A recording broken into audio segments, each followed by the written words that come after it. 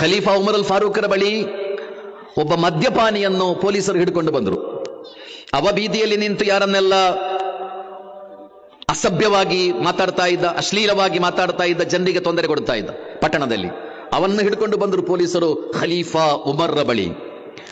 ಈ ಮದ್ಯಪಾನಿ ಅವನಿಗೆ ಮದ್ಯದ ಅಮಲು ತಲೆಗೆ ಏರಿತ್ತು. ಅವ ಖಲೀಫಾ ಉಮರ್ ಎದುರಿನಲ್ಲಿ ಖಲೀಫರನ್ನು ಕೂಡ ನಿಂದಿಸಿದವ. ಚಕ್ರವರ್ತಿಯೊಂದಿಗೂ ಅಸಭ್ಯವಾಗಿ ಮಾತಾಡಿದ, ಖಲೀಫರೊಂದಿಗೂ ಅವನು ಅಶ್ಲೀಲವಾಗಿ ಮಾತಾಡಿದ. ಖಲೀಫಾ ಉಮರ್ ಏನು ಮಾಡಿದರು? ಖಲೀಫಾ ಉಮರ್ ಪೊಲೀಸರೊಂದಿಗೆ ಹೇಳಿದರು, ಅವನನ್ನು ಬಿಟ್ಟು ಬಿಡಿ ಅಂತ ಆದೇಶಿಸ್ತಾರೆ.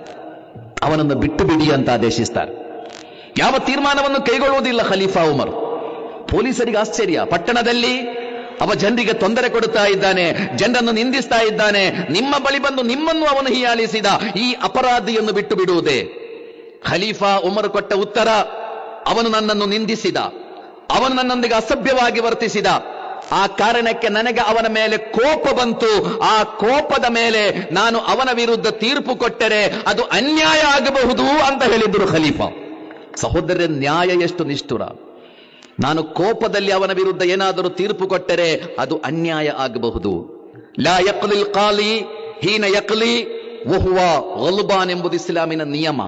ಒಬ್ಬ ಜಡ್ಜಿ ಅವ ಜಡ್ಜಿಮೆಂಟ್ ಕೊಡುವಾಗ, ಯಾರೇ ಇರಲಿ, ಕೋರ್ಟಿನ ಜಡ್ಜೋ ಅಥವಾ ಯಾರಾದರೂ ಮಾತುಕತೆ ನಡೆಸುವ ಜಡ್ಜೋ ಯಾರೇ ಇರಲಿ, ಒಬ್ಬ ತೀರ್ಪು ಕೊಡುವವ ಕೋಪದಲ್ಲಿರುವಾಗ ತೀರ್ಪು ಕೊಡಬಾರದು ಎಂಬುದು ಇಸ್ಲಾಮಿನ ನಿಯಮ.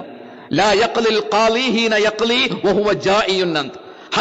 ಹಸಿವಿನಿಂದಿರುವಾಗ ನೀವು ತೀರ್ಪು ಕೊಡಬಾರದು. ಯಾಕೆಂದರೆ ನಿಮ್ಮ ಕೋಪ ಮತ್ತು ನಿಮ್ಮ ಹಸಿವು ನಿಮ್ಮ ತೀರ್ಮಾನದ ಮೇಲೆ ಪ್ರಭಾವ ಬೀರುತ್ತದೆ, ಅನ್ಯಾಯ ಆಗಬಹುದು. ಎಷ್ಟು ಶುದ್ಧವಾದ, ಎಷ್ಟು ನಿಷ್ಠುರವಾದ ನ್ಯಾಯದ ವ್ಯವಸ್ಥೆಯು!